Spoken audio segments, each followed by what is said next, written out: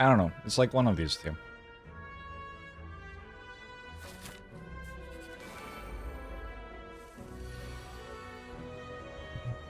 I wonder if that's better than upgrading Zap. I don't know. I get the energy turn 1. I guess I can upgrade a Zap later still.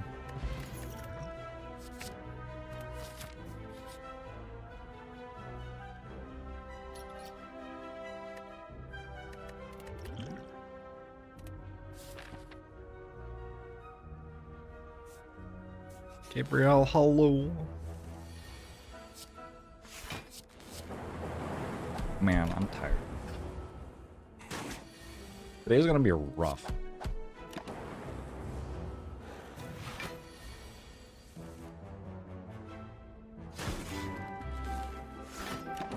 Well, boxing's the 6 months.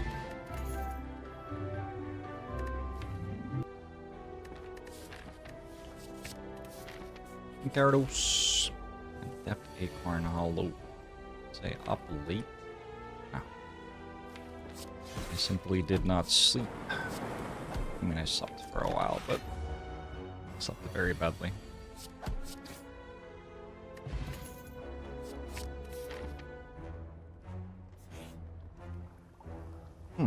So many potions.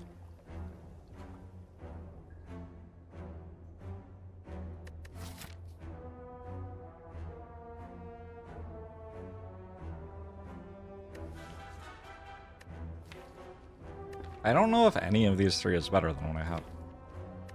Maybe Fear Potion over Energy Potion. Because they don't have good cards to play anyway.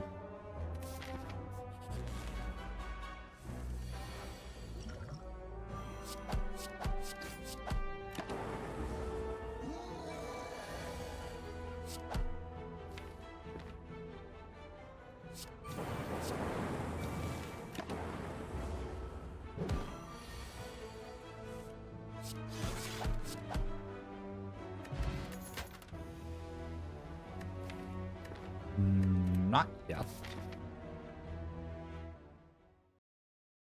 Hello?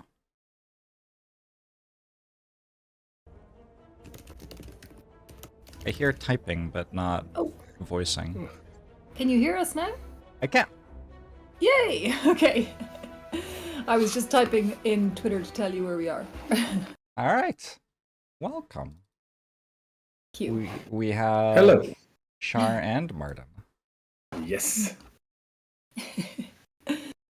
Char How and are you Martin today? are excellent friends of mine. Are we pandemic friends? I feel like we started being friends slightly before the pandemic. I think it was just before the pandemic. When did we start playing Slay the Spire? We started playing Slay the Spire in August 2019. Yeah, so just before the pandemic. Yeah. I will let you introduce yourselves and say what's exciting in your lives right now. I'm doing fine. I'm very tired. I did not sleep well last night. But that is not your problem. That's, I have some caffeinated beverages to imbibe. We'll see how it goes. Okay, Mart, do you want to introduce yourself first? Me first, okay. Yeah. Well, that's unusual.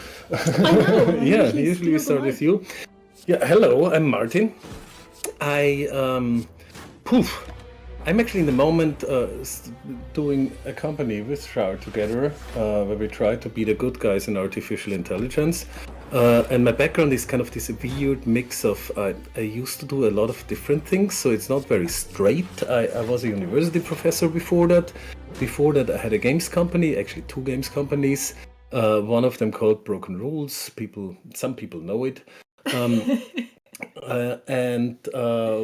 before that I was a university professor, and before that I was actually a media artist and did exhibitions and showed weird art pieces. I didn't know All over that the about world, you. I can say, because I had one exhibition in Hong Kong. Huh.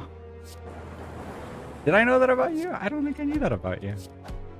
I don't. He doesn't bring out the media artist line in the bio. Yeah, because I quit media art publicly by doing a last exhibition because I was so fed up with the fine art world. It's a slightly exhausting place, I have to say, full of lovely people, but also full of very exhausting situations.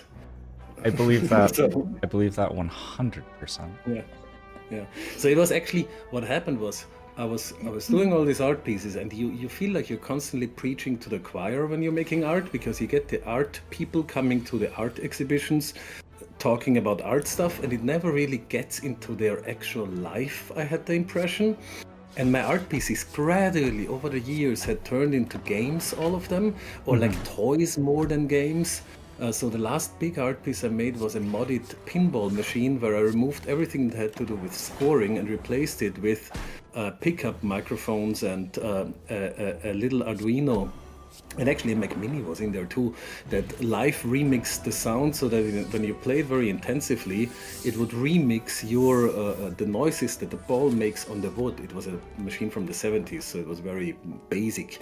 It would remix that into a more and more intense soundtrack that would accompany your gameplay. Trying to kind of distill the experience of playing pinball without the scoring part, just the toy side of it, the playful side of it. And since I realized that I'm anyway making games, and I always wanted to make video games, I just decided that I'd make video games instead. With art. Video games are a type of art, or at least have a lot of conversation with art, often contain art. Oh yeah. Oh, they can be. And they're just more in the life of people. Art is something you go to a museum and it's very much, it's a lot of work to transfer that to your life, and it's a lot of, it's very exclusive, it's very elitist somehow. So it's not as broad as video games. So I think it's the good old thing, like where like something, it's like. It's the same with music. Maybe the most sophisticated music out there is something super elitist in some kind of experimental setting, and it slowly trickles through until it changes how pop music is made. But then everyone suddenly is confronted with it. And I wanted to reach more people somehow with maybe moving them less than a strong art piece does, but still get them. I don't know, get to them. Sure. Yeah. Yeah, and I'm Char. I'm Charlene Putney, and I'm from Ireland. And I suppose I used to work in big tech. I worked in Google and Facebook for almost 10 years, and then left to become a video games writer. And so since in the last 10 years, I've been a video game writer. I've worked on Divinity Original Sin 2 and Baldur's Gate 3, and I was a story lead for Saltsea Chronicles that just came out a few months ago as well. And also made a squirrel surveillance game called Nuts with some of my friends. Played that on stream a bit. It was great. You did, Yeah. And now Martin and I are making some little weird kind of creativity AI tools for people. And yeah, you were saying what's exciting in your world, and what's exciting in my world today anyway, is that one of Martin and I's, it was a kind of a New Year's resolution 2 years ago, I think. But we kind of have stretched it into a longer space of time, which is that we're going to cook a dish from every country in the world. Ooh. And now we've been doing it for a while. And today we're doing a big kind of catch-up day, and we're cooking from 5 different African countries. So today we're getting in Botswana, Burundi, Chad, Cameroon, and the Central African Republic. And in about 2 hours, we're going to be eating just an insanely good dinner. So I'm very excited about that. I had a cooking evening with a friend last week, the week before, I think. And she brought over some of her favorite cookbooks. She edited my book actually, so she is a book-minded person and collected cookbooks as someone who also enjoyed cooking. And she had this really cool cookbook from, I forget which sort of Christian missionary it was, but some Quakers, maybe? No, I don't know. Some sect of Christianity had sent missionaries all over the world and then had them come back and present the dishes of the place that they went in a way that was parsable for a person who lived in the country they were from. And it's a really interesting time capsule, because it was written in like the 60s or 70s. There's definitely some commentary on colonialism and evangelical Christianity and stuff that can be made. But it was just really fun to see all the recipes all the same. It sounds like a really fun project.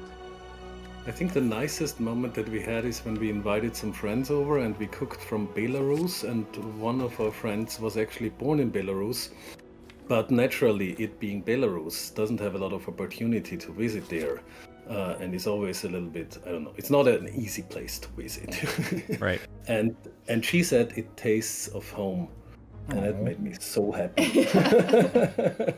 Food it's is kind of dumpling soup. Yeah, food is a lovely language in that way. Wow, that is very exciting.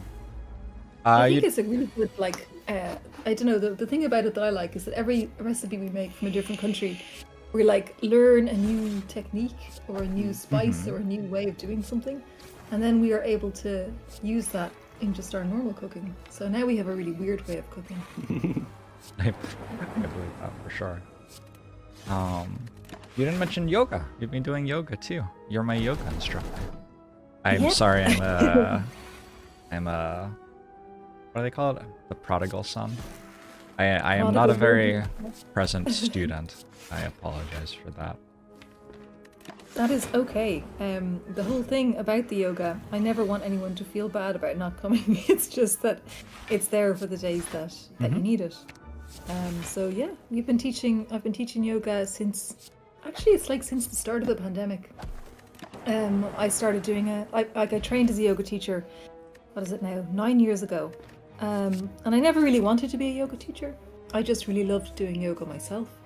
And I wanted to be able to do all of the moves and understand a lot about the philosophy myself. But then at the start of the pandemic, it really felt like everyone was really trapped at home and really stuck alone.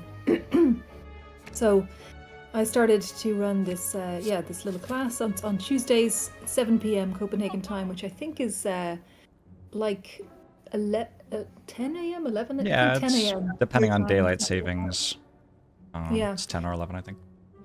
Yeah, and so it's just 1 hour, and it's called One Cam Hour. And it really started off, it still is mostly game developers, but it's open to everybody, and anyone who wants to can just the way it works is basically on Tuesdays at lunchtime I send out an email and I kind of roughly mention the kind of stuff we're going to do that day, and if you want to join in, and if you don't. And it's free. Yeah. And I really just was starting it I thought, like, when I started it that we'd do it for maybe, I don't know, 2 months or something, and then the pandemic would be over, and then everyone would be back to normal life and everything would be grand. And it didn't really work out like that, and it really still feels like something that people need, and people don't need it every week, but some people just, they need to have it there as something that they can return to, like a little touchstone or a little place to visit when they have it, when they need it. So yeah, I don't know where I should type it. If you let me know, I can pop it in. But like, basically, if people just send me an email, it's just charlene.putney@gmail.com. And if anyone wants to join, just send me an email and I will be happy Charlene.putney? Yeah, charlene.putney@gmail.com. And then you just get added to the list. You just show up if you like, whenever you want. It's a good vibe. Thanks. Yeah, thank you. I wanted to ask you about Baldur's Gate 3, of course. If that's not something that you are sick of being asked about already. Of course. Well, to be honest, nobody really asked me about it because I suppose I worked on it. I was one of the first members of the team working on it, like when we were writing the core story. But I worked on it for 2 years. But I left Larian like at the when was it? At the kind of start of 2019 when I moved to Copenhagen. And so I haven't worked on it since then. So it's like, while I did work on the core story and write kind of the basis of some characters, it has a kind of a feeling of how would you say, it's like stolen valor, you know, like I didn't stick around. Like, I know it's easy to come up with all the ideas and to have all the nice thoughts about like how to make things work and how exciting things can be. And the hard part is actually bringing it to the finish line, as I know from making Divinity Original Sin 2 from beginning to end. So I don't like to take any credit really for BG3 because it feels like I was only there for 2 out of the 6 years. So. But you did travel to Wizards of the Coast and have some. I did go. And you did like plot the outline chunks for a couple of our favorite characters' stories, and you did pitch the world to Wizards. And sorry, yeah, back all the way back in the mists of time. Yeah, I did. Okay, I did some really fun stuff, and I'm really proud of it, and it's really great. But I always have this feeling of like, just not wanting to take credit for like the hard days that people probably had, kind of really pulling it together. Yeah, I understand. What are you proudest of? What am I proudest of? Yeah, that made it into the game, maybe. I don't know. Have you played the game? Yes, we've played it up until I don't know what your kind of feeling about spoilers is, but we've played it up to Ketheric Thorn. Ah. Yeah. Yes, I was very impressed by the voice actor for that. Is like pretty famous actor. And I don't usually recognize voice actors' voices at all, but what's the guy's name? I don't remember the guy's name, but I really liked him in Counterpart, and I was like, wait a second, I know who this is. It's a really impressive project, that game. Yeah, it's really, really cool. It's really fun to see. Like, what was kind of most surprising to me was how much was still there from like the original story that we pitched. Because I remember, like, at the end of Original Sin 2, like we were still rewriting little bits while the voice actors were in their last sessions in the studio. And what really amazed me so far about BG3 is that so much stuff is still in place. Yeah. It's really good. It's really like I'm really, really proud of the team. Really impressed with what they managed to bring together. I remember that being a big conversation with the writer's strike. People who had actually worked on projects like this pointing out you need writers in the room like all the way through the production process, because even as a project finishes up, they're still going to have to be rewriting something in the as the actor is recording their performance, basically. Yeah, when you find out the things that you missed, there's always something. Yeah. Another thing that you did that my community might care about is you were one of the first readers for my book. And I was. Gave tremendously kind and positive feedback. Yeah, it was really good. I'm so glad to see it out there, and I see people writing about it on Twitter and stuff. It's really cool. You really got it out there. Yeah. It is very fun to publish a book. Have you ever published you write for video games? So you publish video games. But have you ever never published a book? No. I've written a book, but I haven't published it. And now that's not the one I want to publish anymore. Oh, okay. Yeah. I need a new book. I need to write a new book. Okay. Sorry if you can hear a lot of sound here maybe. I'm not sure how our microphone deals with it. It's not But bad. in Copenhagen, there's a tradition at New Year's Eve of just insane fireworks.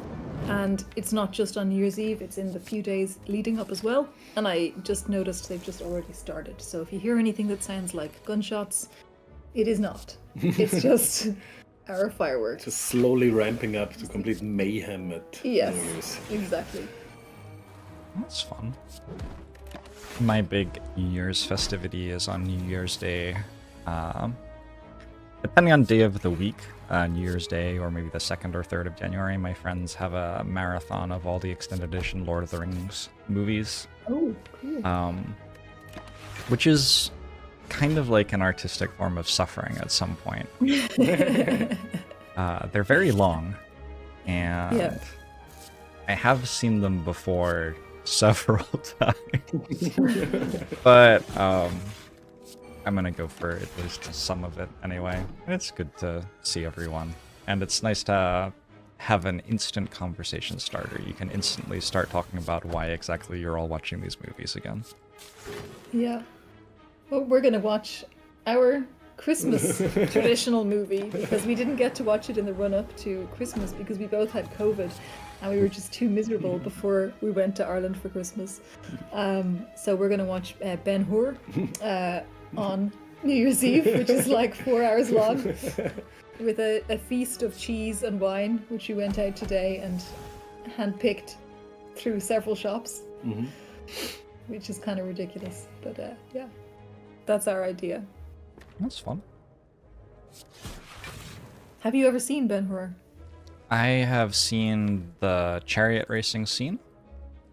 That's a significantly large percentage of Ben-Hur, so... Yeah.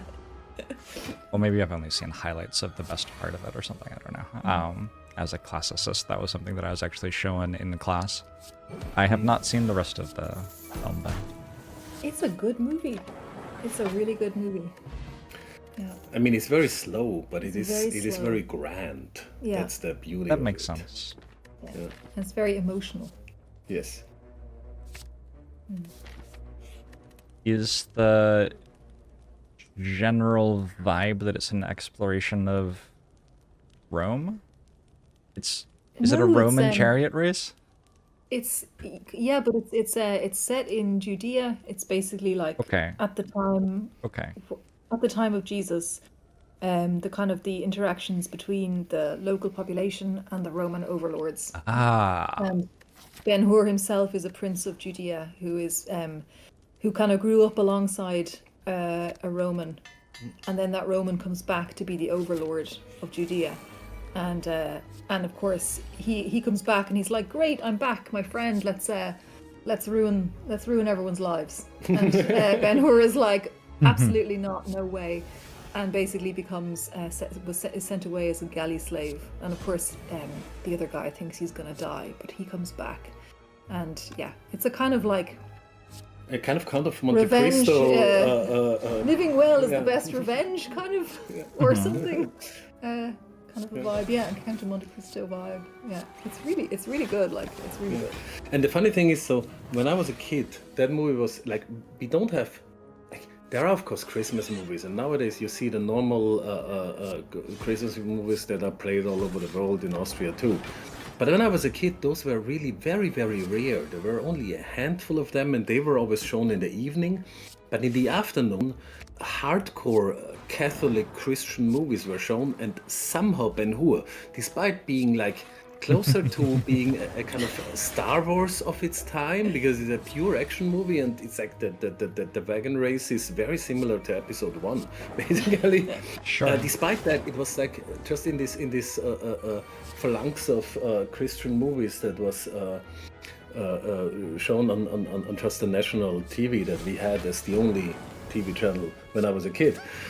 So it was always on the, like when we would dress up the Christmas tree, Ben-Hur would be on TV. Takes about as long as it takes to, I don't know, decorate 17 Christmas trees. Well, it depends how aggressive you get with the ornaments. We had, That's true, yes. I went to an entire party where the thing that we did was decorate a Christmas tree, and the goal was to get like everything on the tree.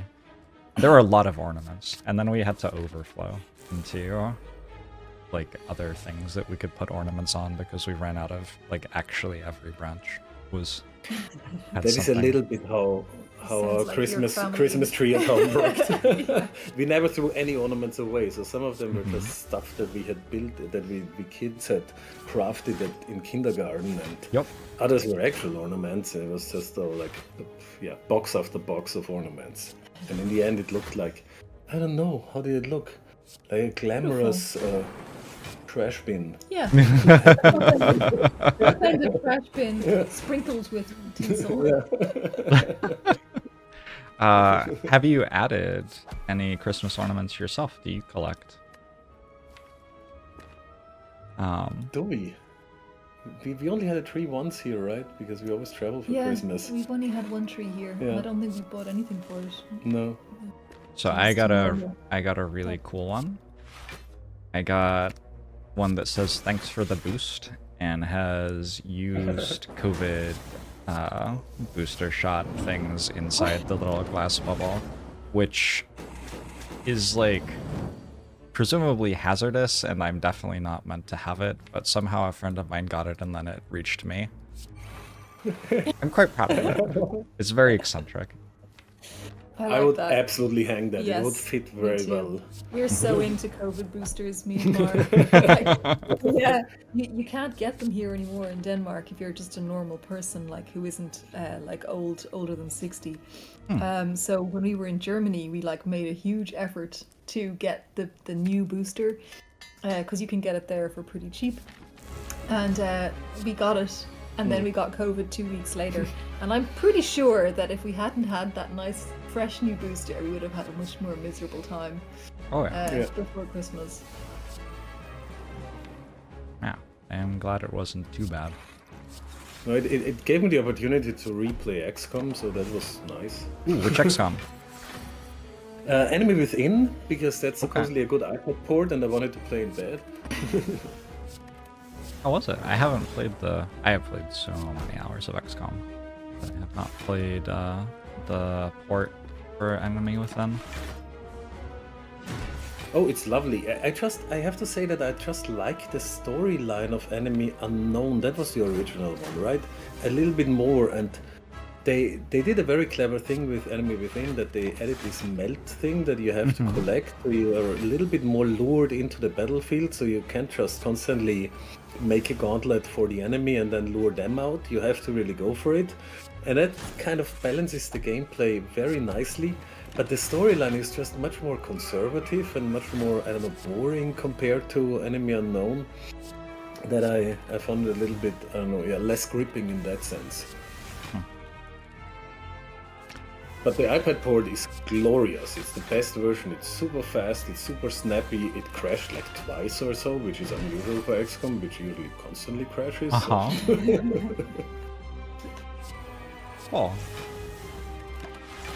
I haven't played much XCOM. I have a long war campaign that is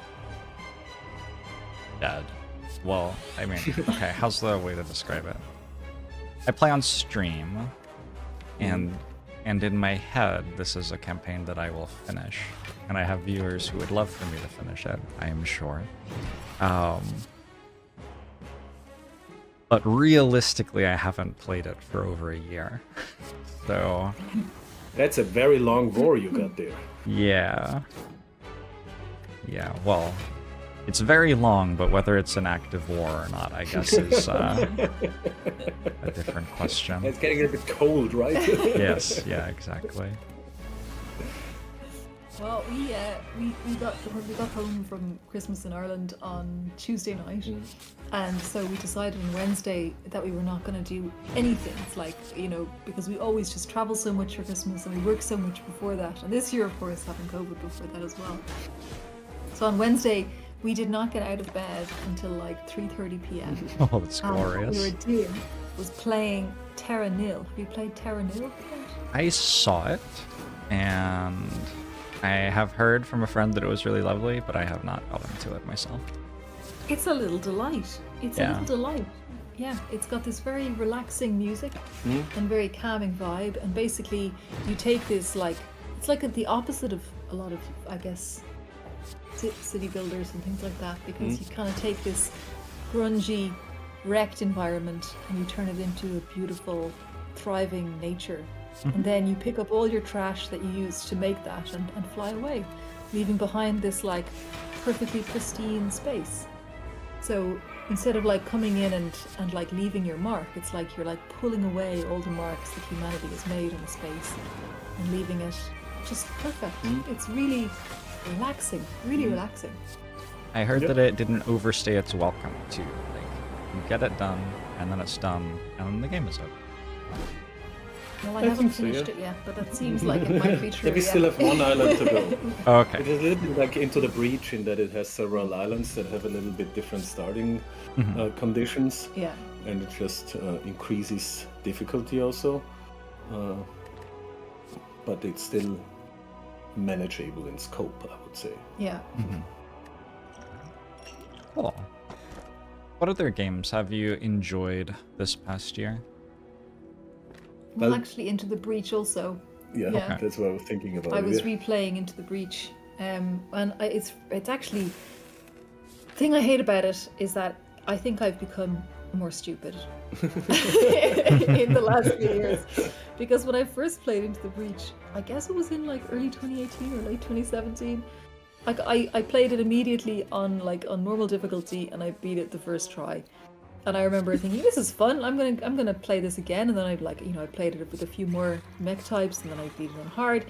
And people were like, "Wow, really? That seems difficult." And I was like, "No, it was easy." And now this time, I'm just dragging myself along the ground, and even when I'm playing on easy, I'm not doing very well. I really don't know what happened to me, but I am not the Into the Breach strategy god that I once was. Sadly, You'll get it back. yeah. But I love that game. This is for me, it's Into the Breach and Slay the Spire, and that's basically it. If those guys can make more games, I'll be very happy. I mean, we still do the daily run every day in Slay the Spire, because I think you'd never do the daily run, right? I have done it once or twice, and that felt like the right number of times. I also did, I think, one endless run, and that felt like the right number of endless runs. Yeah. It's so funny because it's I have been playing now, since August 2019, and literally playing every day because we do the daily run every day, and we're usually in the top 20 on the PlayStation, thereabouts, and in the top 20 to 40 on the iPad. Yeah. But You do both, I right? still have not actually beaten the actual game. I'm What? still on level 19 with my silent. Oh, Yeah. wow. Yeah. Yes, that is the complete opposite, yeah. It's a completely different, I'm completely playing a totally different game than you. Yeah. Yeah. I'm on level 20 with my Ironclad, my main character, and Oh, that's your main? You're an Ironclad main? Very nice. and I'm always playing 2 rounds where I try to get something together that has some, I don't know, that just takes off. And then I'm just ruining my deck, always. I'm always in the third act, I'm ruining my deck. And then I watch 2 Jorbs videos to give me this mix of seeing that it can be done, feeling like I've kind of a little bit also done it then. Oh, sure, yeah, absolutely. I mean, you were there for me winning, that counts. Yeah. And also trying to it gives me this illusion of learning, as if I have learned a lot from watching you play on your stream, but it's there is diminishing returns at some point where it's just then you have to actually just understand it yourself and really just be in the trenches and make the decisions yourself and learn to think them through. Yeah. It's always in the third act that I ruin my deck, or in the second half of the second act. I think that's the crucial part, because there are too many good cards suddenly that get offered, and then I dilute my deck with taking a card that I think is good, but is not really good in the. I think the problem deck I have. is that we are so poisoned from doing the daily run that we're constantly optimizing for things that are important in the daily run for getting points, and that don't matter at all for actually ascending, like perfecting bosses, getting the 25 relics, having 50 cards or 35 cards. Doing it really fast, all this stuff that that we're getting the 5 curses. Do you try to get All speed this bonus on Ascension 20? That's hard. Yeah. That is But we're trying very to get all fast for these Ascension things. 20. And it's so ingrained in us that I automatically don't look for duplicates of cards. I just don't see because you them. need the Highlander. Because I need the Yeah. That would make it a lot Unless harder. it's a collector run, and then Yeah. you don't care about relics because you're constantly trying. It's just we're poisoned by daily run. If it's a collector run, you don't care about relics. Well, we care more about buying cards to have. Oh, I as see. many Wow, there are all the strats. Oh yeah, Okay. you Yeah. try to optimize for going for shops because you might be able to get 2 or 3 cheap cards. Like, I'm ruthless when it comes to collector runs. The only time I was ever in first place with the daily run was a collector run.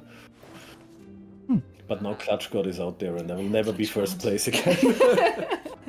Our new nemesis, Clutch God. He sits at the top of the daily run on the PlayStation like a spider. I don't know who he is, but if you're out there, Clutch God, we want to watch what you do. We want you to do a We want you to do a give stream. us some private lessons. But the other thing on the PlayStation is there's always this other guy playing Trump for Perez MAGA, and one of our daily challenges is, of course, we have to beat Trump for Perez MAGA. So you'll be happy to know that he was many places behind us today. All right. Yeah, but you learn to really have this, like, you see the names every day, because it's like there are people that have been playing with us on the PlayStation especially for many years. Marsyko, shout out Marsyko. Exactly. Source Keyblade 4. And you learn to who is kind of on your level, and you measure with them, and you say, today I did just as well as Gobu Salad, so that's actually a good day. I don't have to be embarrassed about only making 10th place, because Gobu Salad also was only 10th place. How long do you think it would take me to become a top 10 level daily run player? Do you think the skills transfer? You just do it 3 times and Yeah, I think you could. I don't know if that's true. I don't know if that's true. I wish you would do it, because I want to watch more people play daily runs. And I don't find that the people who are out there right now on YouTube doing daily runs have much to teach us. The problem is also maybe you need to be the one making the YouTube videos. It sounds like you're top 10. Pretty high. Well, not always. We're We top sometimes 20. have long phases where we are just not really that good, and then we have phases where we really kill it for weeks. Yeah. I don't know and what then it we is. fall into a weird trough. Yeah. Yeah. The funny thing is that there are 2 different seeds out there, so it seems like PC and Xbox have one random seed, and PlayStation 4 that we're playing it on, and iPad, I'm playing parallel, so we play 2 runs. We play at the same time, so we're like playing Like the next same to each map other? at the same time. Yeah, next to each other. One on the iPad, one on the PlayStation. Yeah, Gotcha. and that has the same seed. So the Xbox run is like the map is the same, but the cards that you get offered are different. So we can't really learn from the streams out there, because all of them are PC, or one of them is Xbox. I know that. Yeah. So that's sad. Yeah. We just need Clutch God to get a video camera on his iPad and start streaming.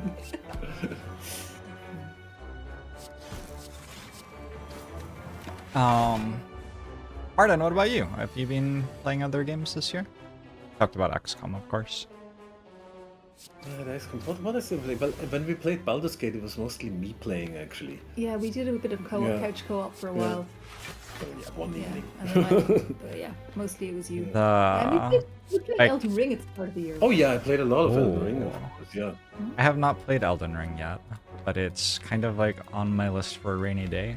I have it installed. I installed it. Well, I uninstalled it again because it's large, but I installed it, I opened it, I was in the main menu, and I thought, this is just a bit overwhelming, and then it didn't actually start the game. So yeah, the music is really intense this time. Yeah, it's really BAM! Have you played the other Dark Souls games? I have not, and I think I read an essay by you about Dark Souls games, and someday I need to actually play one so I can find out what this is all about. But yeah, I still haven't. So I actually installed Demon's Souls, the original, on the PlayStation 3. When was that? Like 15 years ago or something? And it was brand new back then, and it was a kind of undercover hit that some people knew about, but it wasn't like, it was before Dark Souls came out, so it wasn't really a big thing. And it was really like Demon's Souls. I don't know how the new port is, like the reissue that they did now last year or something, or 2 years ago. But back then it had this completely bonkers system of like moon phases that would affect the environment and your magic and some weapons. It was very, very crazy, and nothing was documented, so you had to Google all of that or just learn it by taking notes. And I played, of course, and then suddenly I got invaded the first time, and I got such a fright that I shouted loud. Because that was a new is thing. invaded, is that when, like, somebody comes in through multiplayer? Exactly, invaded? but it's not a multiplayer. Someone comes into a single player. That's the crazy thing, and I didn't know that can happen. Because there was no one was playing it, and I didn't have the habit of reading up on games too much because I didn't want to spoil it. So suddenly a person comes along and kills me in my single player game. So I didn't know that I can summon other players to beat bosses either. Like, I read about it, but I was like, yeah, but it's a single player game, right? So I actually played it in offline mode the rest of the time and just beat the game on my own, alone, for the first time. And then in Dark Souls only I woke up to the possibility of summoning others, and it felt like cheating because suddenly it's like it's the way it's meant to be played, but also it's so much easier here if you have one or two other people around. Yeah. So yeah, I was an idiot, but I was very good looking in the game because I had this I had a fantastic character. Yeah, really. Very good style. Yeah. But I think Elden Ring, I like it, but I think Dark Souls 3 is the best, and it just makes me want to play Dark Souls 3 again. Yeah. Okay. So cool. Is there any reason in particular that Elden Souls didn't was like a step back, or was it just made maybe for a different sort of player? I think it's because it comes on from like the Bloodborne style of play or something. A little bit of Bloodborne is in there, it's like, yeah, it kind of comes on from the and I wasn't very good at Bloodborne, because I'm a real cheeser. So in Dark Souls I like to have magic and an arrow, a bow and arrow. I'm not super good. I freeze under pressure, so I'm not super good at the up close combat. And yeah, you kind of need that in both especially in Bloodborne and in Elden Ring. So yeah, I'm more of a Dark Souls 3 person. Yeah. I remember. I think you always say about Dark Souls 3 that it's like going home because you know where all of the little guys are hiding out, and you know exactly what the move is, and you just go in and you just do it. You know what you have to do. It's my happy place, yeah. Yeah. Like it's such a depressing goth world, but it's like, I'm putting up Dark Souls 3. I'm like, yeah, everything's good. I know exactly. Like I've played it through until New Game Plus 3 or something like that. So at the when you play New Game Plus, it's actually very hard. But Plus suddenly, for some reason, it doesn't scale that much anymore because you basically level up twice through a playthrough or something. You're at level 120 at that point, or 140 or something crazy like that. So it gets really, there's like the math is all crazy. But playing through it takes like 15 hours when you're in the plus region. So it can become a kind of just something you do on a long weekend basically, which was and it's so orderly. Dark Souls, it's like everyone is always in their place, and you know exactly who is where and where you have to stand for them to take a step towards you. So you lure one enemy and then can take them out one by one. And then in the end, I'm very much a completionist. You have to just clean the whole area for every single enemy. And it's like, then it's even cleaner. Then nothing moves. It's kind of like Terra Nil. Yeah, a little bit. Well, I wonder if Terra Nil appeals to that sort of gamer. Like, oh, I know exactly how to clear an area. I do that all the time in Dark Souls. Now I will do it in this one.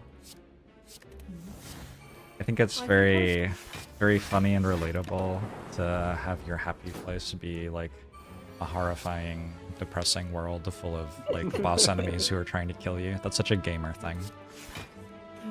I also have no idea what the story is, to be honest. I still don't understand what is going on. And I watched all the videos by the Craze Ball. What is his name? He's fantastic. There's a guy who does these hour-long Dark Souls videos on YouTube. VatiVidya, yeah. And he knows everything, and I watched all of it, and I was like, It's like the philosopher of Dark Souls, yeah. It's more a mood to watch. Yeah, his he's videos. kind of like an ASMR of yeah, exactly of lore. Yeah. That's fun. Apart from that, we really like playing analog card games. Yes. Our Okay. favorite in the moment being Strohmandeln, which is a Tarok version from. So Tarok is the game that the tarot cards come from Tarocchi, or Tarok as it's called in German, kind of Spanish Italian card game that has the major arcana basically as playing cards. They're just trump cards in there. And a kind of subset of the normal cards that you know from Hearts or Canasta or something like that, like the 4 suits. But the suits are kind of more tarot suit related, right? It's its own. In any case, it's a couple of 100 years old as a game, and it's a very, very elegant 2-player game where the magic is that you have some dummies. So Strohmadel means straw man, which is another word for dummy. So you have like a few little piles of cards on the table that you gradually unveil. So your information about what is in the game gets more and more. And at the end, you know, of course, everything. When all of them are turned around, it's like the cards are either in your hand, have been played, or on the other hand. So you're learning more about your opponent's information hand. game. But before that, it elegantly ramps up. Yeah. So yeah, we're kind of we're working our way through the sort of 18th century Austrian court card games. This must be what else? We've had Schnapsen. Yeah. We've had. But Schnapsen is not court. Königsruf. Schnapsen is like a pub game. Yeah. It's great. 66. Yeah. And Picard, no, what is it Oh, called? Piquet. Piquet. Yeah. But that's French. Yeah. So we're kind of like we playing cards like pasties. Yeah. That's wonderful. Do you... It reminds me of your cooking project. Trying to cook a meal from every country. Do you... Well, did you say... Did you say that's a goal for this year? No, No. the cooking Oh. will take another 2 years. Yeah, it's Okay, going to okay, take about 4 years altogether. Yeah. It's so good, like getting all It's the ingredients. 192 countries, and we try and do maybe 2 a month. Yeah. Okay. Yeah, getting the ingredients is not easy for Caribbean dishes in Central Denmark, Europe or yeah. Northern Europe where we are. Africa is kind of covered, Asia is easy, but Caribbean, South America are really hard to get ingredients for always. What sort of ingredients are hard to get? Like, I wonder if they would Flying be easier fish? to get here. Oh, Yeah, that sounds I exotic. think for the Caribbean countries, like they often kind of revolve around either a particular type of fish or a particular type of like melon or fruit or something that you only really get in that country. And so, you know, if you don't want to use substitutions, which we never do, we want to make the real thing. Sometimes we do. Then, you know, we end up making something a little less exciting than the national dish. Yeah. Yeah. And we always try to find recipes from the actual country instead of going with, I don't know, Taste Atlas or something that is just worldwide. And that is also a very exciting part, just Yeah, we have finding doing a lot of them, research. doing Yeah. the research, yeah. Yeah. So today, like for example, what do we have today? We have Botswana. We're making tipata, which is like a kind of a stovetop muffin, slightly sweet, like a little, kind of like a little English muffin, that you can stuff with contents. And then from Burundi, we're making is that the kanda? Is from Burundi? That's the kanda, I think. Kanda, Yeah. it's like a type of a meatball in a really hot spicy sauce. And then we have Chad. Oh no, it's Cameroon is next. Yeah. How much is Cameroon? Is that the cookie corn? I think that might be Yeah. the. No, Oh no, Burundi, Burundi is the beans. the ibiharagi, the beans, kind of fried beans, and the kanda are from. Where are the kanda? Central They're from African. Central African Republic, Yeah. and then we have the daraba, which is from Chad, and that's like a creamy peanut vegetable stew, and it's amazing. I just made the sauce right before coming on to chat, and it's like you basically roast sweet potatoes in the oven until they're all kind of caramelized, and then you zhuzh them up with coconut milk and peanut butter. Just imagine that. Just imagine that. My- group. I had a handful of cashews and some barbecue flavored potato chips for breakfast. Okay, but don't imagine because yeah. it's your... I'm suffering here. Like, yeah, so we were making, and then and the other one is the corn, which is like a kind of corn and spinach tamales. Yeah, so this is gonna be a really good feast. But also, we already spent 3 hours cooking. But already, yeah.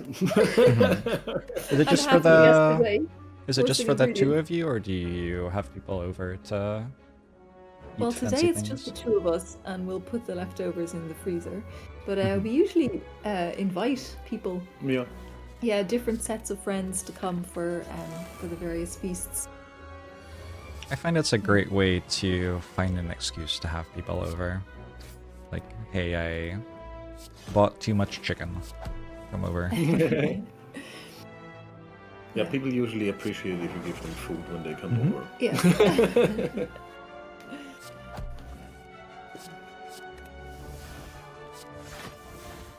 Alright, gaming.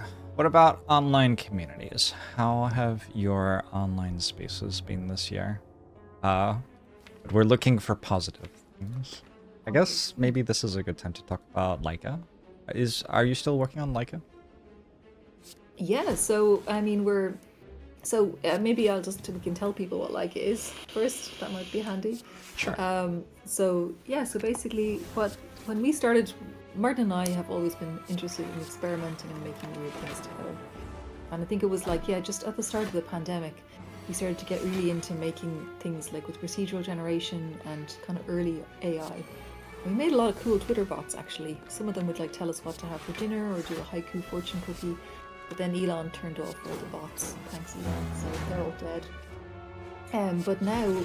But then basically we started making fine-tuning large language models on different pieces of work, and thought this is really fun, this is really exciting, and this is really not super easy for a normal writer to do.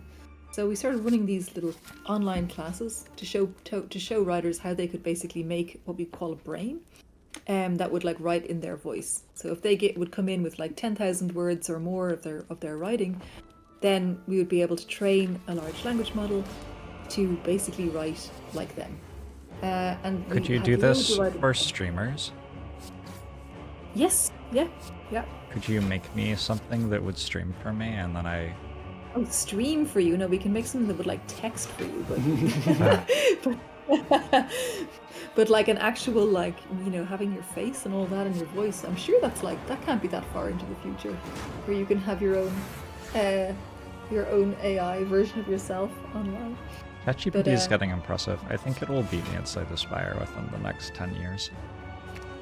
Have you ever seen the video of the early GPT-3 when it played chess? Yes, that was hilarious. Yes, that was very funny. I tweeted that out, and it was one of my most successful tweets this year, I think. It's very, very funny. It is also really... Maybe I got it from your tweet, because I've been showing that GIF in a lot of classes just as a demonstration of how desperate language models can get, because they always just want to fulfill conditions and they will just break every rule to get there. Yeah.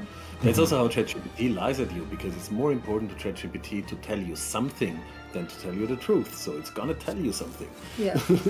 So basically, what happened with us was we got a little bit of money from the Danish government to be able to make this tool, which we called Leica, that would let you let someone come in. Anyone can just come in and give 10,000 words of text, and then in 4 minutes they'd have a fine-tuned language model. And it just looks like you're working inside of a document, and you just write a line, and then you can just press the magic button and it'll write the next line.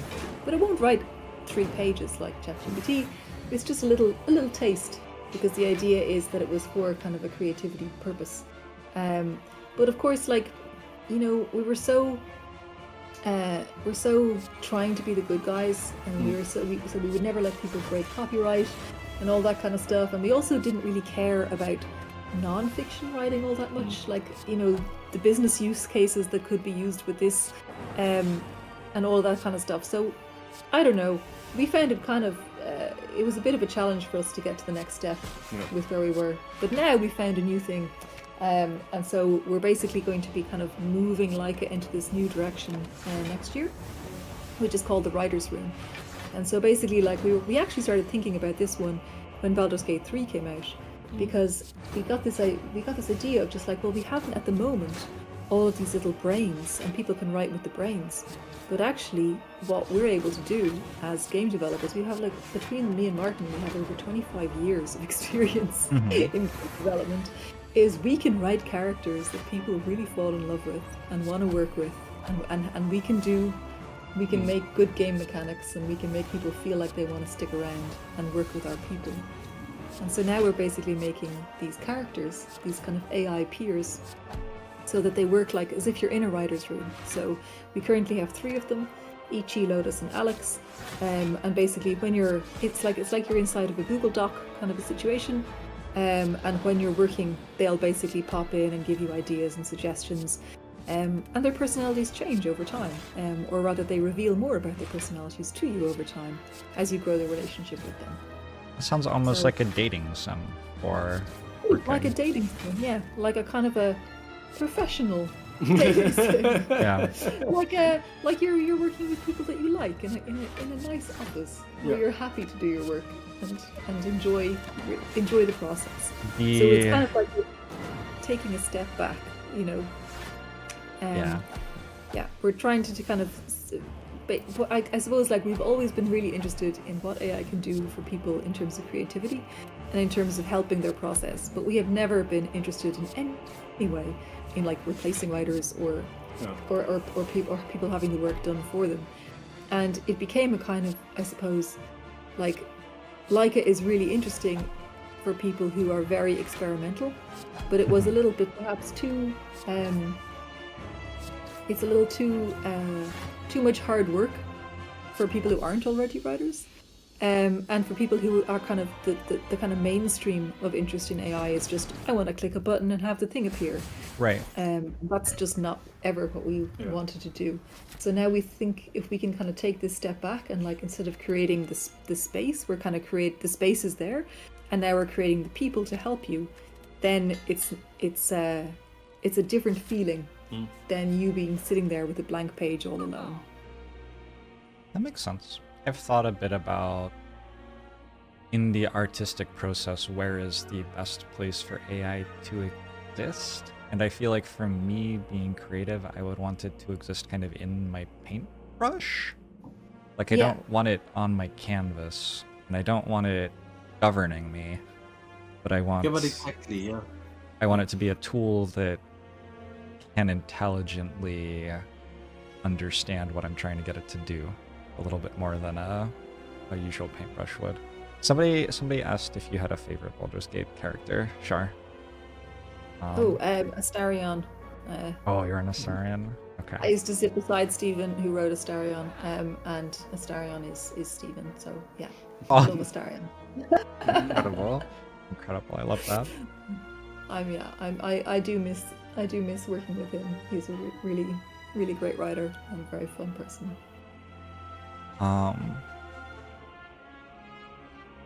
Yeah. I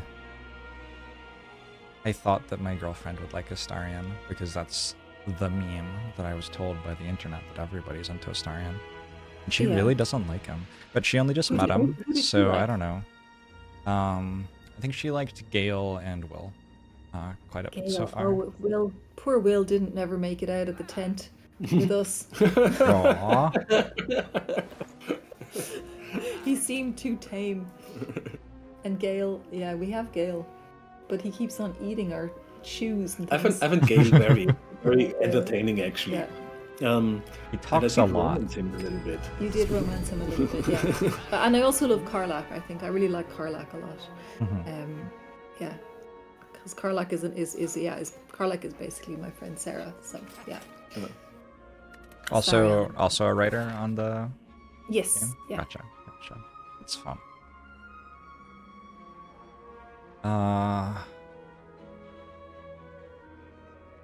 Cool. So,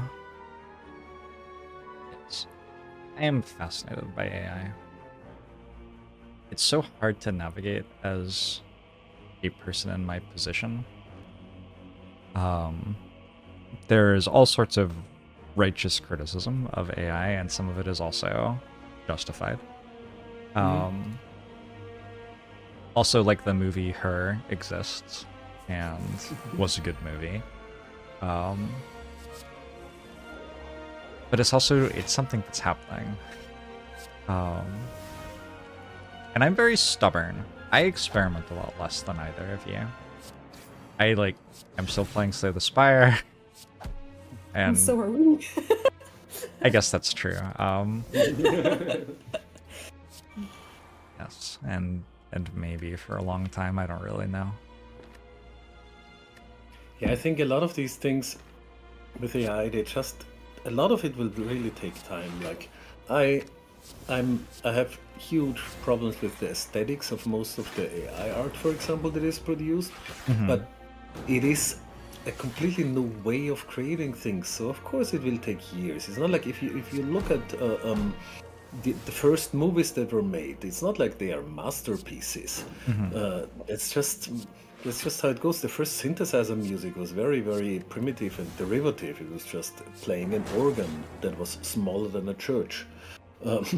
So I think some, like, on an aesthetic level, you have to give it time, basically, so that people can actually find interesting uses and interesting new areas to create things that couldn't have been created before. So that's something I'm excited about. I want to see that. I want the people go in that direction.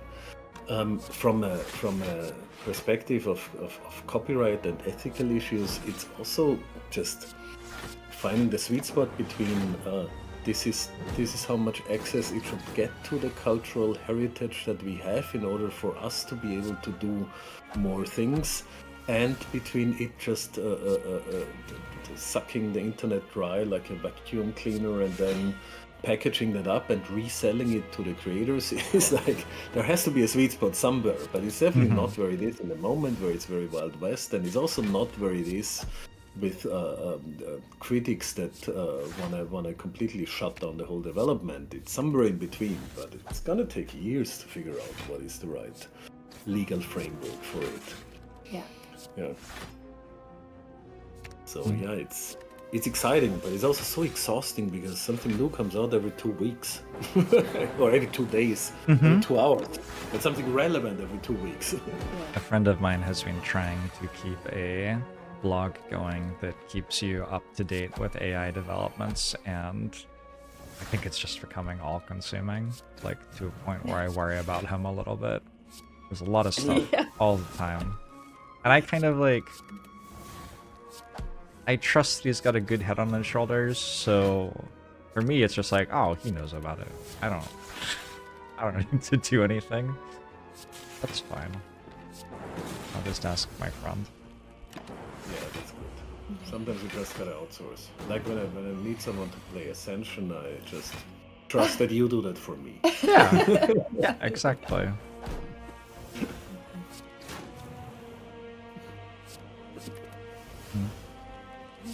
I was going to mention the other 2 games I think that we liked recently. We like 2 more games? Yeah, Cool. I think they were more like late last year than this year, but they might have also been early this year. Inscription and Inscription was good, yes. And That's Loop so much Hero. fun. And Loop Hero Okay, was also yeah. really good, Yeah. yes. Loop Hero's been out for a while, but you are not the first people I've heard say that you've enjoyed it this year. Well, we also just don't play anything on PC. So until stuff Well, I actually played Loop Hero on Except- PC. Did we play Loop Hero on PC? Yeah. I think Is I have it- Loop Hero on my Mac now. And we played Inscription on the PC, and we have, of course, we've actually set up. We set up a little space for the laptop to play Baldur's Gate 3 on. And the interesting thing about it is, it's actually the laptop that Larian gave me for making Baldur's Gate 3 on. Okay. And now we dusted it off and took it out from underneath the drinks cabinet to play Baldur's Gate 3 on it. I actually had to erase your development version of Baldur's For- Gate to 3 make to enough make room. space for the real thing. That's funny. Oh, and I think also I should plug the other game that I launched this year, which is Salt Sea Chronicles. for anyone who likes gentle games that are like kind of like a little bit like little visual novel, but with a lot of choice and a lot of kind of multiple middles to get to the end. So it's doing pretty nicely, I think. I've seen that one on some award lists. Yeah, it's been getting into a lot of kind of people's top 10 lists at the end of the year too. So Yeah. that's nice.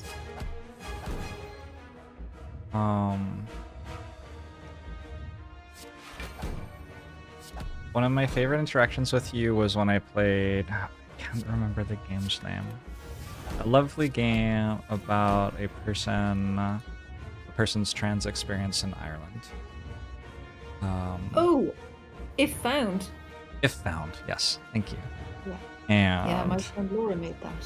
yes, and I reached out to you after playing it, and I just thought this is such Char energy. I'm sure she would love this game. I should recommend it to her. And you were like, oh yeah, like that person who made that is my friend. And I consulted with her a little bit on like the ending. So you're like, yeah, I know that game. And it was a lovely reminder of how small the world is. And Yeah. also, like, how cool is it that, like, we already know each other. We know each other because you reached out to me because you found me through Slay the Spire. But I feel like there have been probably 2 or 3 other occasions where we could have met if we didn't already know each other, despite the fact that we live on the opposite side of the world from each other, essentially, and have different jobs. I just think that's really cool. I don't know. It's really cool too, and I think it's one of those things that it's like my dad had a friend in high school who they would just meet up every 10 years or so, and like it would be just like they had never stopped talking, like they just pick up from where they left off. And I feel like that's like one of those, I don't know, it's just like there's a type of friend you can have who is just always your friend, and you just meet them now and then here and there, but it's always like you were never apart. And I feel like you're one of those kind of friends in my life, for sure. Very sweet, thank you. If Found is an excellent game, by the way, if anybody's looking for a... You call it a visual novel? I think maybe, yeah. Yeah, I think Laura's working on another game now as well. That's cool. Maybe even 2. Thank you for the $25 donation to support Free to Love Ramblin'. Ramblin' will be chatting with me in an hour or so about TFT, which is really exciting. I don't know if you two are into teamfight tactics. Teamfight tactics is kind of like if Slay the Spire were a multiplayer game. Nice. Kind of. It's definitely a kind of. It's definitely not a. It's definitely not a like. Yeah, for real, this works exactly 1-to-1, but it's the same ideas of you constantly are updating your deck for a new challenge, and you get tested every floor and stuff. It's just instead of playing with cards, you're playing with League of Legends characters. Instead of floors, you are in a lobby with 7 other people who are also making their team, and you just, you know, get some resources to buy new things, and then fight someone, and then get new resources to buy new things. They added relics to the game a while ago. I used to feel a little bit silly comparing it to Slay the Spire, because like it felt like Slay the Spire to me, but I didn't know that there was any design influence really or anything like that. And then they added relics, and you could choose one of 3 relics using the same interface as you choose one of 3 cards in Slay the Spire. And I was like, yeah, okay, this is just Slay the Spire. I have since like met the lead developer of the game, and yes, he plays Slay the Spire. It's not unfair to compare them. So. Yeah, I'm really excited to talk to Ramblin' about that, because Teamfight Tactics has been doing some fun stuff with competition this year, which is something I'm really interested in, is positive competition gaming. Yeah, we have pretty good positive competition in this house.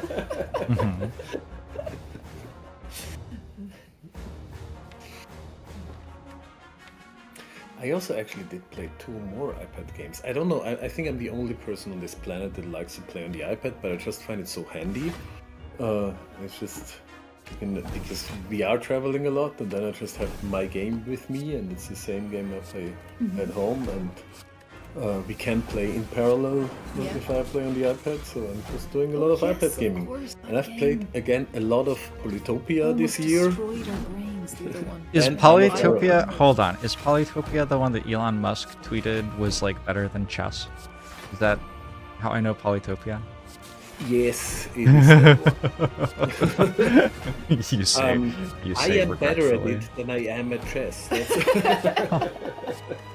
That's what Elon wanted to say, I guess. But Isle of Arrows, that is a real mind bender. That is a good mind bender, yeah. So Isle of Arrows is a mix of tower defense and deck building, with very little deck building and mostly tower defense. But it's like you know what tiles, towers, and streets between the towers you can expect. So you can work a little bit with your deck building brain parts. But mostly it is about building this kind of dense architecture that kills the enemy slowly, 1,000 cuts style, basically. And it's very, very crunchy. It starts out very casual, and then the last levels I played for like days to finally 100% it. Also, then they did an update where they added another whole region, and suddenly I was down from 98% to 78 or something like that. I played Isle of Arrows for a bit. I got really into Rogue Tower. Have you played Rogue Tower? No. Similar sort of idea. Deck builder plus tower defense. Although... We should be taking notes more on these games. We need new games. We need new games to play. that Yeah, fit check into out our Rogue zone. Tower. I think it could be a fun one for you for sure. So I checked out Isle of Arrows because it looked like it might be similar. And I think Isle of Arrows is a bit more Spire-like than Rogue Tower was. Rogue Tower is a bit more in the rogue-light genre, whereas Isle of Arrows felt like it was more in the rogue-like genre. Although, now that I think about it, that might not actually be true. But, anyway, I enjoyed it for a bit. I know the game that you're talking about. Rogue Tower is very PC only, though. Apparently. It's very unlikely we will play something unless it... Because there's other games I really want to play that are still only on PC. Like, I really want to play The Banished Vault. That looks excellent. But I have to wait until it comes onto something else, because I just don't have the energy to turn on the laptop and then sync this big screen and then connect the controller. I've become lazy. It took me about a year living in my house to like set the TV up, and now that it's set up, I watch it, you know. But it's like I had to get over my laziness to allow me to become lazy. What about this coming year? Do you have any projects or games or anything like that you're looking forward to? Well, I mean, we're going to be working really hard on our writers' room for the next few months, Sure. and hopefully launching that at some point in the year. But we're also actually in the first few years of the year, we've taken a few days of holidays. Sorry, first few days of the year. We've taken a few days of holidays to work on our card game that we're making, that we have been making for ages now, but only like one day here and a half day there, and this third iteration. So we're going to spend next Monday and Tuesday getting back to brass tacks with it. Do you want to tell about it? If there's anything to tell? Well, there is not much to say yet. There's not much to say yet because we don't know if the core thesis works. Yeah. But it's a little bit like the vibe is that I'm trying to go for is to make it very much an engine builder where you have a little bit longer streaks than, for example, Spire, where you can maybe also go endless a little bit easier or nearly endless. So it's a little bit more. I don't know, like a little bit more sequence based. I just thought of another game. Same general genre of a deck builder. Sorry? I just thought of another game you would love in you describing that. What is it? Well, I've never played it, so I shouldn't say that you would love it, but have you heard of Bomba? Bombe. So it's Minesweeper, but the puzzle isn't solving Minesweeper grid. You both play Minesweeper? You know what I'm talking about? Yeah. Yeah. I'm just gonna. So the puzzle isn't solving the Minesweeper grid. The puzzle is you have to write a rule that then solves the Minesweeper grid. And so you write a rule and it solves the Minesweeper grid, and there's a huge collection of grids in the game, and your rule will solve like 300 of them or something, and they're all done. But then you have to look at the next grid and work out what rule you have to add to solve this one. And that's the game. Is you are not playing Minesweeper, you are slowly creating more and more and more rules to approach the point where your rules can solve any board of Minesweeper. The impression I got was that you're never going to actually reach a point where you've written enough rules, because it's not just the basic Minesweeper. It's like there are variants of Minesweeper going on in there. But yes, it does seem like a Martin game to me. Oh yes. It does. I mean, it is programming, obviously. Yeah. Yeah. Having with colors. Yeah. Why not program in the time I'm not programming? Yeah. Do you feel like programming and art have a lot of overlap for you? Yes, for me they do. Like, you know, when so I grew up in all over Austria, but then I moved to Vienna to study. And I didn't even apply for the art school because I didn't even try it, because I somehow had this idea that if I go for computer science, I can do anything with it, including art. And then slowly, I'm like, I was always very good at math, but I was never a person who was very good at learning things by heart. So I always had to like feel my way through math in order to solve anything. And that's also how I program. Like, I don't have a lot of theoretical knowledge of what I'm doing, but I've been doing it for so long that I have a very good feel, I think, for it. Or maybe I don't know. But my code runs, and it has been it has been used on console games and launched software and things like that. So it's definitely good enough. But in any case, it's very intuitive. But my intuition rests on this huge body of knowledge, of course, of how things work.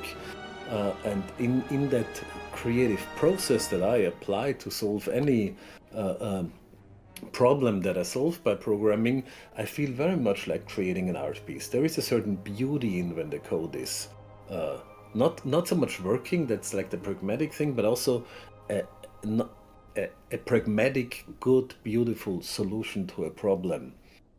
Yes, I like that. Yeah, I get that 100%. I've been thinking for a long time about how my playful spirit interacts with my productive spirit, I guess. I play games for a living, and so I am very productive outputting something that will be consumed and have ads put on it. But while I'm being productive, I'm being playful at the same time because I am playing a game. And my artistic spirit kind of shows up every now and then, but I don't always feel like there's great room for it in how I do my job. Like, there is if I want there to be. If I go out of my way to make the space, I'll, like, commission an OST for the channel, or some new art, or what have you. Sometimes when I make like a more video essay type of video on YouTube, it feels kind of like it's speaking to my artistic spirit. So it's interesting to me to hear your experience and hear how you so you started by studying programming, and then would you say art was like, were you on kind of a career path in art before you left it, or was it more like Yeah, that was exactly where I was. So Okay. so I come from a family. My uncle was a painter, like fine art, and like not super famous, but made a living from it all of his life, and is kind of known in people that are interested in that specific style of painting, in at least Austria or the neighboring countries maybe too. And my grandmother actually wrote 2 books and published 2 books. She was an awesome person. I mean, 6 children, a single mother for most of the time, and writing 2 books. She was really just badass. Mm-hmm. And so I've always, like, we were not a completely artistic family, but definitely a family where it was like normal. Like art was a normal thing. People living from creating art was a thing that was just that we all knew is possible. It's not like it makes you rich, but it is something you can do. Yeah. And I was like in school, I was good at writing, drawing, not painting that much, but really drawing, and math. So that was kind of all over the place. But I really sucked at languages, like French. Oof. So it's kind of all over the place. But and when I did computer science up to a PhD actually, and I did a kind of summer job at the Ars Electronica Center for a while, which is a research lab / art lab / host of a big electronic art event that happens once a year called Ars Electronica. So like Ars Artis, like the art, the electronic art. And there I just met so many interesting people that I somehow got sucked into the media art world finally. And it was as if I was always waiting for that. And then I spent a lot of time working on different projects, collaborating a lot with interesting people, and met more and more people. And at some point got invited to the Manifesta, which is kind of one of those really serious fine art exhibitions that make artists. And it's actually, there's a book out there that is the 100 best exhibitions of all time, and it mentions Manifesta as one of them, and that means I am mentioned in having been a part of one of the 100 best exhibitions of all time. And that was my career highlight. There you go. And afterwards I knew I either have to go for it or forget it, because this is like, I have to make this a full-time job and really only produce art. And then I could make it, because this is kind of, I got the stamp of approval by the art world, and I just didn't feel like that is what I really want to do. I felt like, no, actually, I want to make video games. So I quit art at a press conference. Actually, it was the opening of my last exhibition, and I was like, and by the way, this is my last exhibition. I'm going. Do you ever sit down and do something that you would consider art in the style that you used to make art? Or has that, like, for fun, I mean? Or is that, like, that was a more of a worky type of thing that's in the past? Not really. So my Well, our Tiferath would have been. Yeah, like but not really. Not really. All of those are just little toys. They are not as thought through. My idea of art was always, or what I knew, what I was interested in as an artist was to condense experiences and to find these things we see at the periphery of our eyes, basically, and just putting them into the center and so that you suddenly see something differently. Like with this pinball machine, the idea was that you just see how much of playing a game is pure joyful play, like as if you were, like you played as a kid, and that it's still there even if you're grown up, and that has to be there for anything to be built on top of that. And I think this kind of artificial complete condensation of things, I have never done that again afterwards. Actually, nowadays I'm doing artful things now and then, but they're never this. I don't know. They don't speak this clear of a language, because I'm only fooling around. I think it's also like you've actually spent a lot of the time in the last few years making it possible for other people to make art. Like you've been making a lot of tools and And spaces. teaching a lot. And teaching a lot of you, teaching hundreds and hundreds of students. So you're kind of making the space and making the minds that will make the things now, instead of sitting with your own hands and making the thing from scratch. Would you like... I'm gonna need 30 minutes before my next call, so it is time to wind down. Would you like to actually introduce yourselves again? Because you came on and introduced yourselves right at the start of the stream, so some people aren't sure who you are. and plug anything that you would like to plug. You have all sorts of really cool projects we have talked about, and some of them are ready for people to be sent to. So this is actually we outroduce ourselves now. Yes, outroduce the outroduction. I'm sorry, I really like to improve the English language. Yes, it's unfortunate that people who speak English don't also try to do that. Yeah. Like when I'm grown up, I want to be the Werner Herzog of the AI world. That's my life goal. So I'm Martin. Pichelmeier is actually my last name. It's horribly impossible to pronounce for anyone outside Austria. That's why you're at Martin P on, exactly. on Twitter. It's very easy. Yeah, where I'm hardly active anymore nowadays. And what do I want to plug? I want to plug maybe that we are trying to be the good guys in AI for creativity that doesn't replace people, but instead makes interesting, playful toys and experiments for people. For example, writewithleica.com. Writewithleica.com. Leica.com. Yeah, that's Laika. Writewithleica.com. It's free, so come on in. Have you ever done ad reads? You're like not bad at it.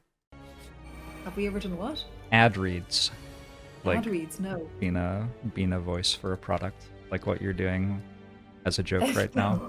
It's like it was fairly good. Thank you. That could be your next decade.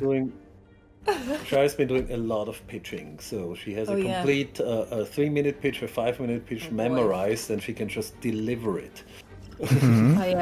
I had to begin doing pitches to try and get investment, and I had a pitch trainer even as part of this accelerator I was on, and he taught me so much, and I have become cringe.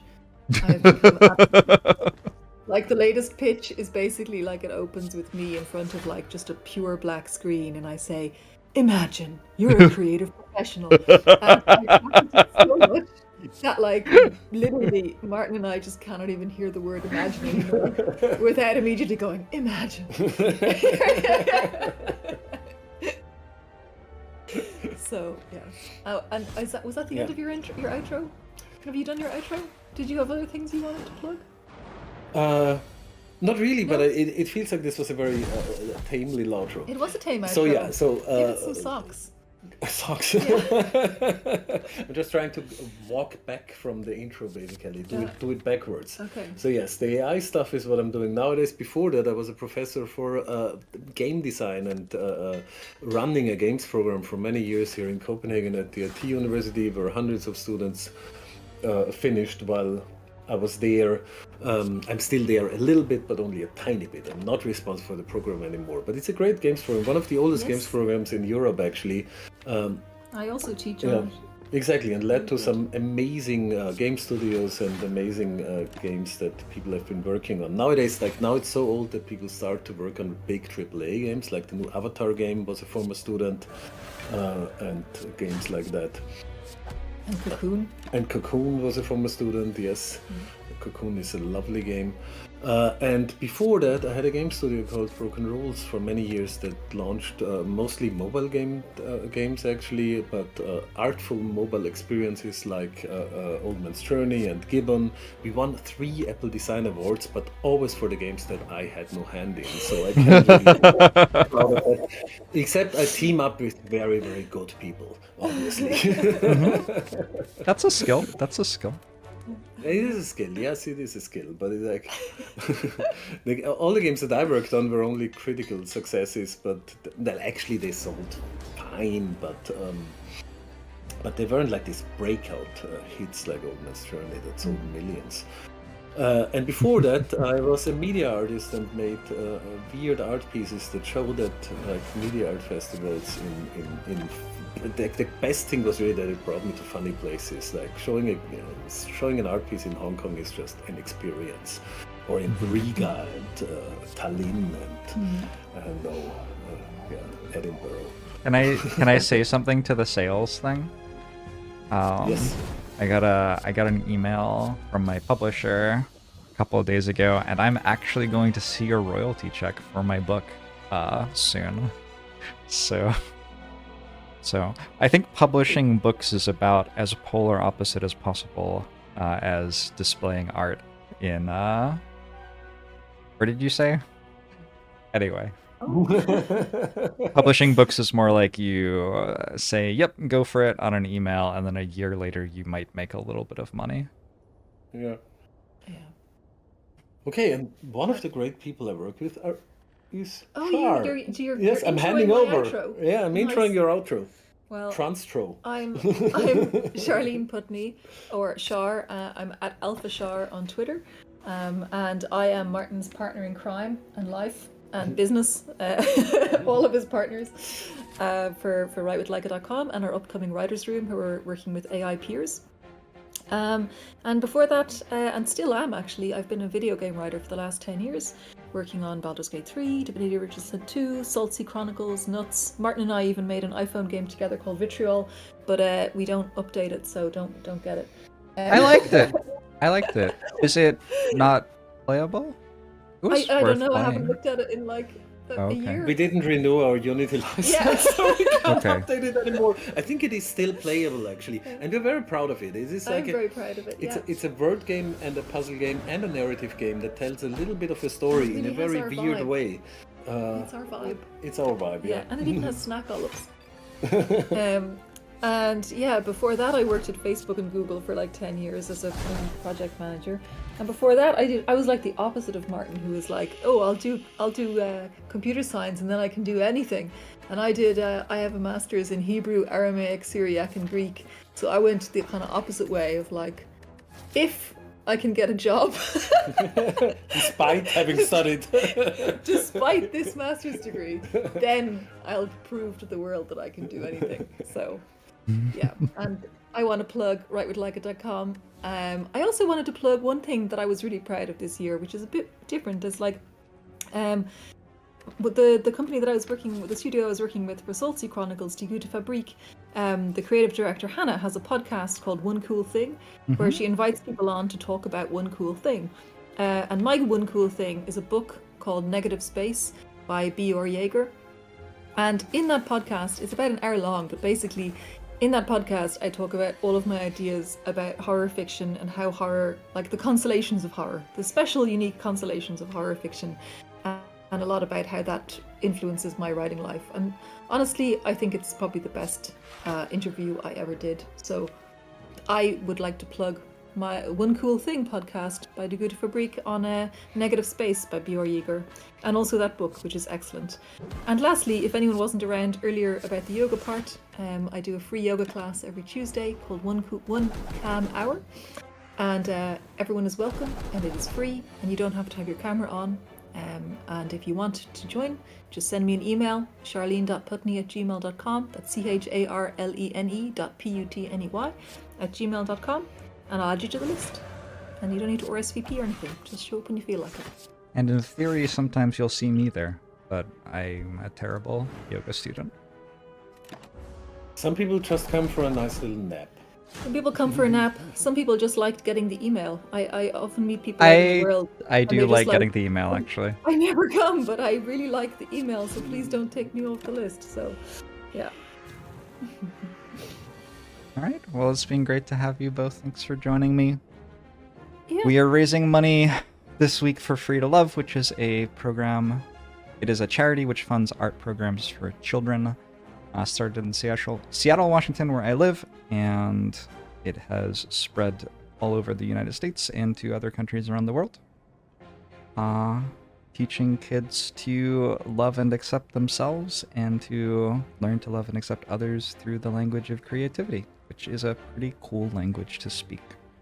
So, Pretty cool. I hope you raise loads of money for them. Yes. yeah, of Yeah. course. Thank you so much for coming on. I will Yeah. chat with you again, sure. Shortly, I am sure. Yeah, chat soon. Bye, everyone. Chat soon. Bye, everyone. Bye-bye. Alright, chat. I really like Char and Martin. They are mentioned in my book.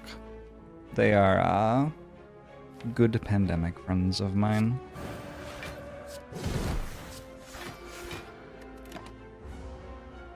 Rest the voice for 20 minutes? 30 minutes. I've got 30 minutes now.